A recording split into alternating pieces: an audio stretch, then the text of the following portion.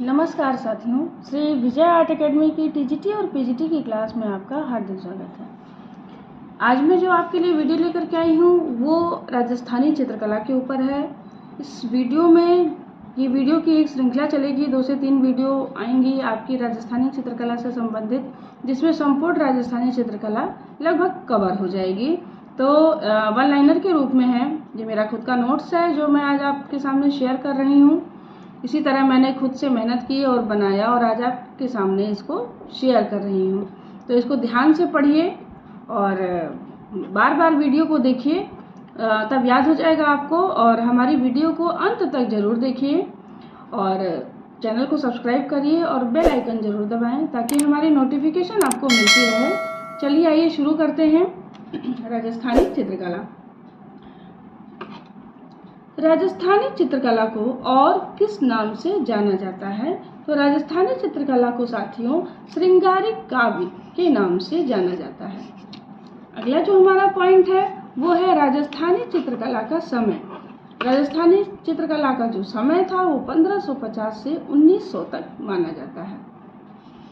अगला प्रश्न देखिए, गुजराती शैली, जैन शैली, अपभ्रंश शैली आगे चलकर किस रूप में विकसित हुई? तो ये जो शैली थी वो आगे चलकर राजस्थानी चित्रकला के रूप में विकसित होती है। अगला पॉइंट देखिए, भारतीय इतिहास में सांस्कृतिक पुनरुत्थान की शताब्दी के नाम से विख्यात है। यानी सांस्कृतिक पुनरुत्थान की कौन सी शताब्दी थी? तो जो 15वीं शताब्दी थी उसको सांस्कृतिक पुनरुत्थान की शताब्दी के नाम से जाना जाता है। हमारी वीडियो में आपको कहीं ना कहीं प्रश्न जो होंगे वो बहुत अच्छे प्रश्न हैं, क्योंकि खुद का बनाया हुआ है, कोई भी चीज़ हमने छोड़ी नहीं है, उसमें सब प्रश्न के रूप में लेकर के आई हूँ। राजस्थानी शैली में व्यक्ति चित्र किससे प्रभावित होकर बनाया गया? यानी राजस्थानी शैली में जो व्यक्ति चित्र बने वो किस शैली से प्रभावित होकर बने थे? तो वो शैली थी मुगल शैली, क्योंकि मुगल शैली में व्यक्ति चित्र बहुत अधिक मात्रा में बने हैं। अगला प्रश्न देखिए, राजस्थानी शैली किन 2 शैलियों से मिलकर बनी है? तो राजस्थानी शैली जो है वो राजस्थानी और पहाड़ी दोनों से मिलकर बनी है। अगला पॉइंट देखिए, किस विद्वान ने 17वीं और 18वीं शताब्दी के प्रारंभिक काल को राजस्थानी चित्रकला का स्वर्ण युग माना है? तो ये विद्वान थे कार्ल खंडालावाला। इन्होंने 17वीं और 18वीं शताब्दी का जो प्रारंभिक काल था उसको राजस्थानी चित्रकला का स्वर्ण युग कहा है। अगला पॉइंट देखिए, राजस्थानी चित्रकला को राजपूत चित्रकला किसने कहा? इसमें देखिए 3 विद्वान हैं, तीनों ही लोगों ने इसको राजपूत चित्रकला कहा। आनंद कुमार स्वामी, ओसी गांगुली और ईवी हैवेल। सबसे पहले इसको राजपूत चित्रकला जो नाम दिया वो थे आनंद कुमार स्वामी।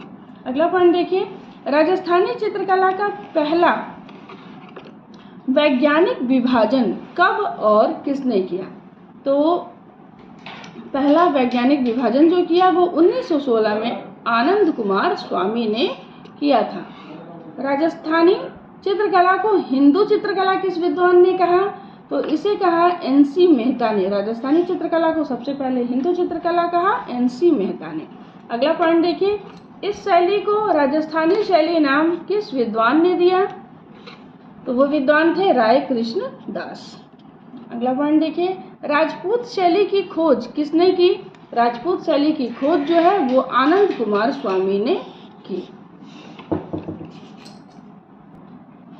अगला पॉइंट है, राजस्थानी शैली में नारी को किस रूप में चित्रित किया गया है? तो राजस्थानी जो शैली थी उसमें नारी को राधा के रूप में चित्रित किया गया है। अगला पॉइंट देखिए, राजस्थानी शैली में किस पशु का अंकन ज्यादा हुआ है? तो राजस्थानी शैली में गाय का अंकन ज्यादा हुआ है। अगला पॉइंट देखिए, राजस्थानी शैली में सबसे ज्यादा किस महाकाव्य पर चित्र बनाया गया? तो सबसे ज्यादा जो चित्र बना है वो रामायण पर बना है। ये सब ऐसे प्रश्न हैं जो आपको जल्दी किसी एक ही बुक में एक ही जगह पर नहीं मिलेंगे। अगला पॉइंट देखिए, राजस्थानी शैली का विकास कब माना जाता है? अब ये विकास पूछ रहा है, तो जो विकास हुआ वो 16वीं से 17वीं शताब्दी में हुआ। अगला पॉइंट देखिए, हिंदू चित्रकला का प्राचीनतम केंद्र कौन सा है? हिंदू चित्रकला का जो प्राचीनतम केंद्र था वो जयपुर था।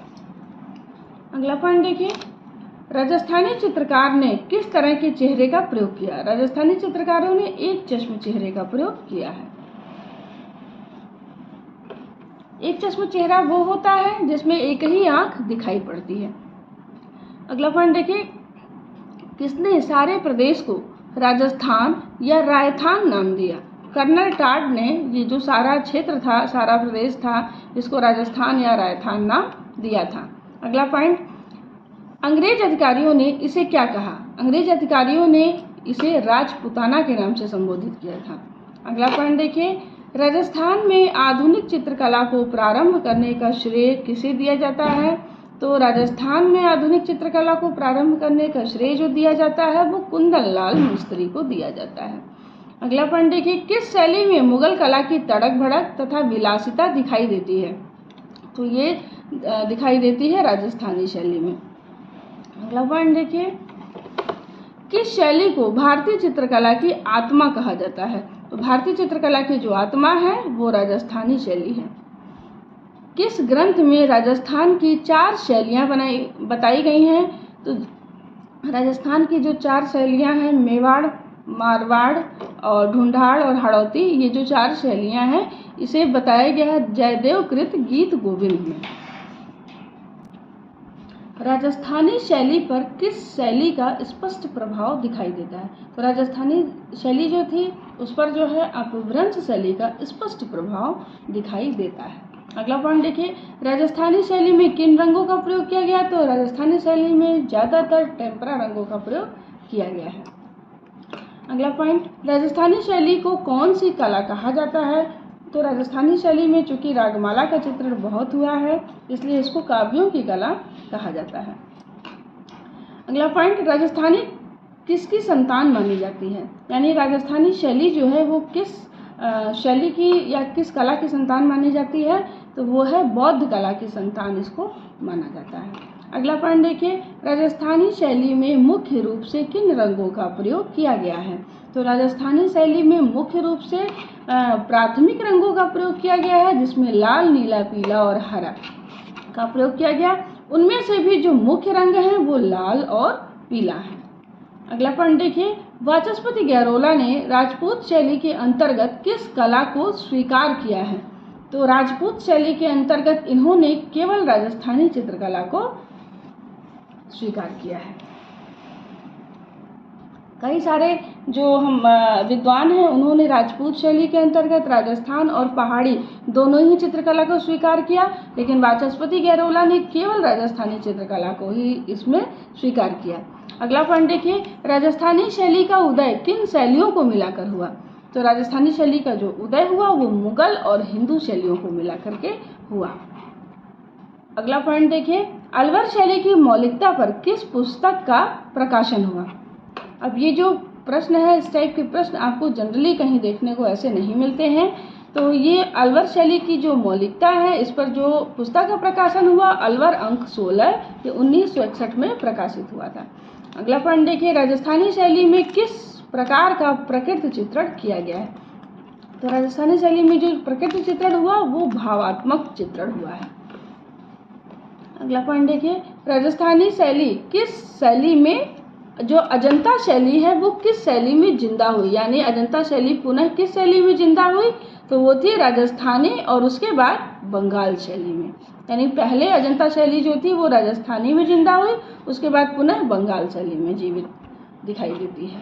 अगला पॉइंट देखिए, राजस्थानी कला पर मुख्य रूप से किस संप्रदाय का प्रभाव पड़ा? तो राजस्थानी कला पर मुख्य रूप से कृष्ण और राधा का चित्रण किया गया है, तो उसमें वैष्णव संप्रदाय का प्रभाव पड़ा। मेवाड़ की कितनी उपशैलियां हैं?